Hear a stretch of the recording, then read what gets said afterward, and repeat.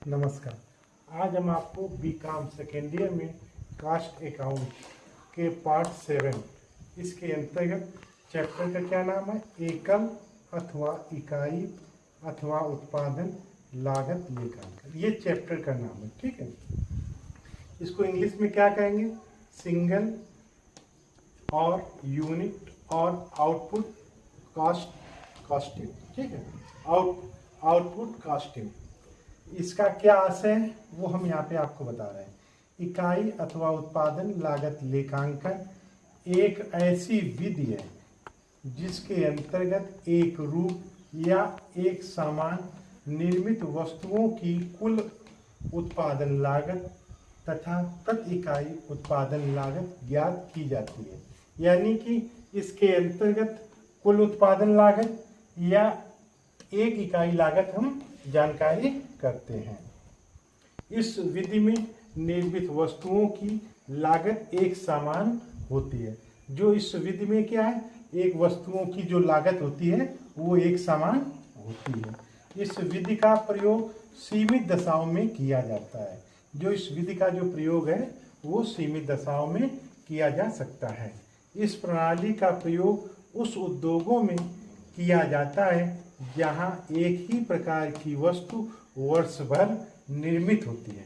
यानी कि ये उन उद्योगों में हम ये प्रयोग करते हैं जहाँ पे वर्ष भर उनका कार्यक्रम, वो वर्ष भर वो वस्तुएं एक जैसी बनती रहती है, निर्मित होती रहती है। यही कारण है कि इस पद्धति को एकल लागत पद्धति भी कहते हैं। इस पद्धति को क्या कहते हैं, एकल लागत पद्धति भी कहते हैं।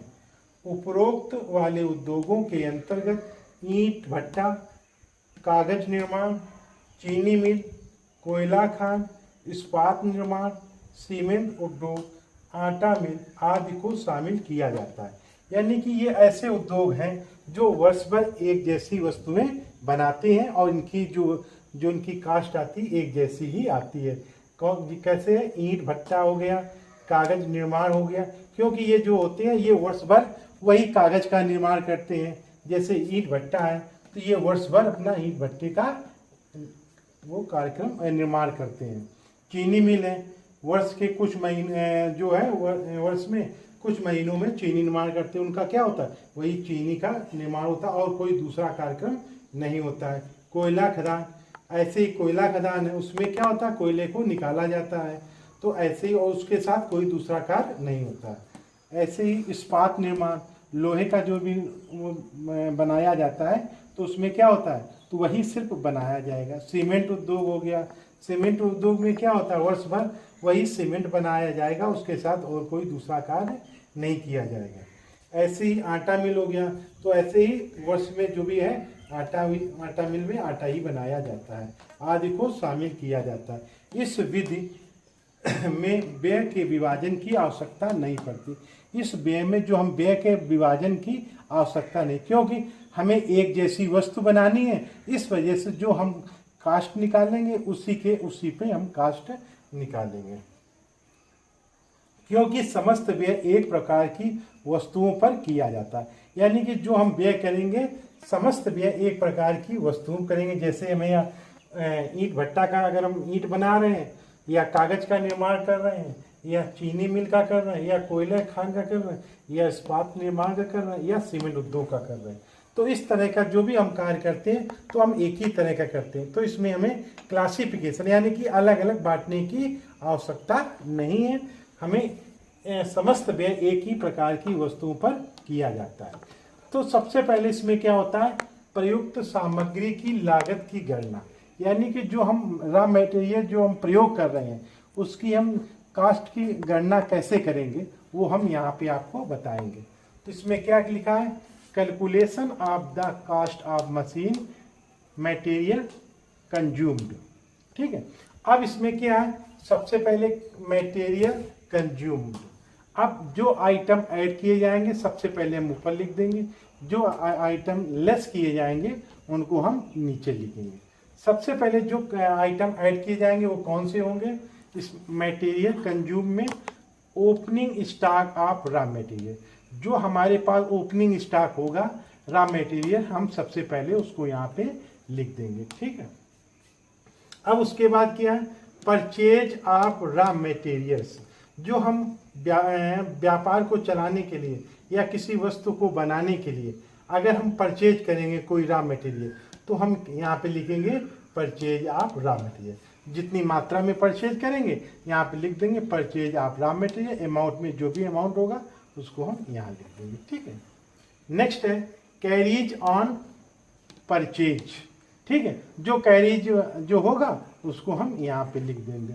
ऑक्ट्राइड एंड कस्टम ड्यूटी, जो कस्टम ड्यूटी होगी उसको हम यहाँ पे लिख देंगे। डायरेक्ट एक्सपेंसेस ऑन मटेरियल, जो डायरेक्ट एक्सपेंसेस होगा मटेरियल का वो भी हम यहाँ पे लिख देंगे। तो इस तरह से आपने देखा ये इंटियाँ जो हैं ये 4 इंटियाँ जो हैं ये ऐड होंगी।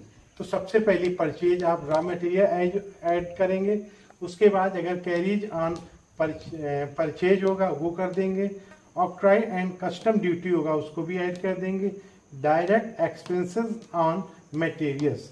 तो अगर इस तरह के अगर क्वेश्चन में अगर इस तरह के अगर वो दिए गए हैं क्वेश्चन, तो इनको हम ये ऐड कर देंगे।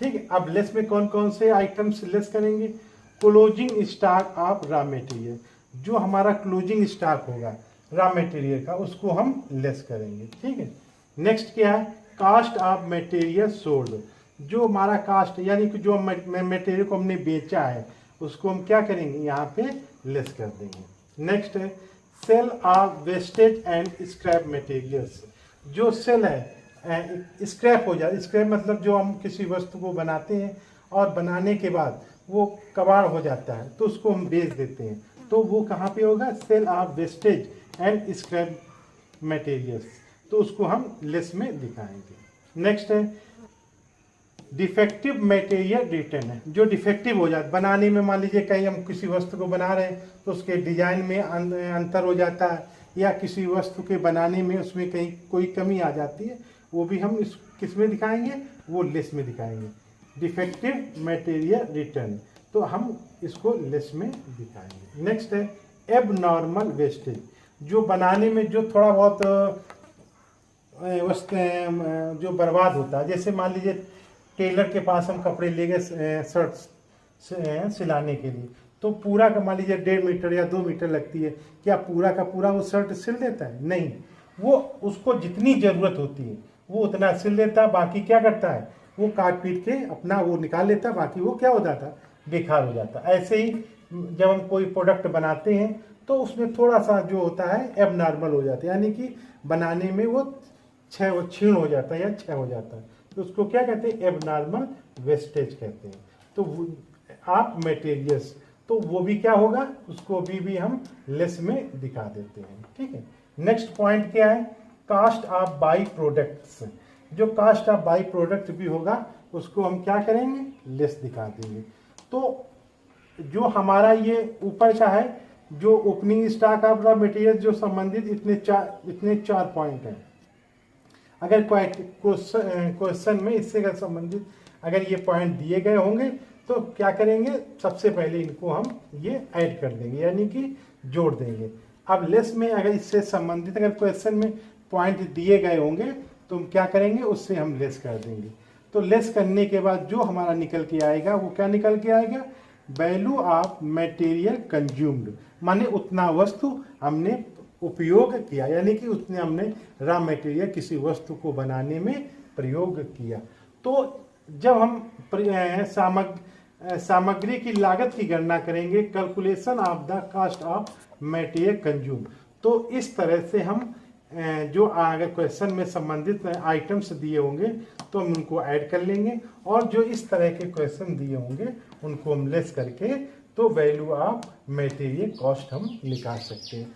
ये एकल इकाई, ये उद्योग, ये सीमित उद्योग मात्रा में है, जैसे सीमेंट उद्योग है, कोयला उद्योग है, आटा मिल है, ईंट भट्टा, ये उन उद्योगों के लिए ये जो है उन उत्पादन में उनका प्रयोग किया जाता है, जिससे कि वो अपना, क्योंकि इसमें एक जैसी हम वस्तु बनाते हैं तो इसमें किसी भी प्रकार की और कोई इसमें कोई अन्य वस्तु भी नहीं बनाते हैं, इसलिए थे हमें इन उद्योगों के लिए हम इस एकल इकाई अथवा उत्पादन लागत की गणना करते हैं।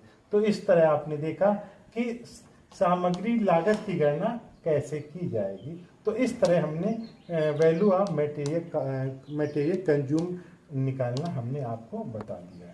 तो नेक्स्ट वीडियो में इससे जो आगे क्वेश्चन होंगे वो हम आपको नेक्स्ट वीडियो में फिर बताएंगे। तब तक के लिए नमस्कार।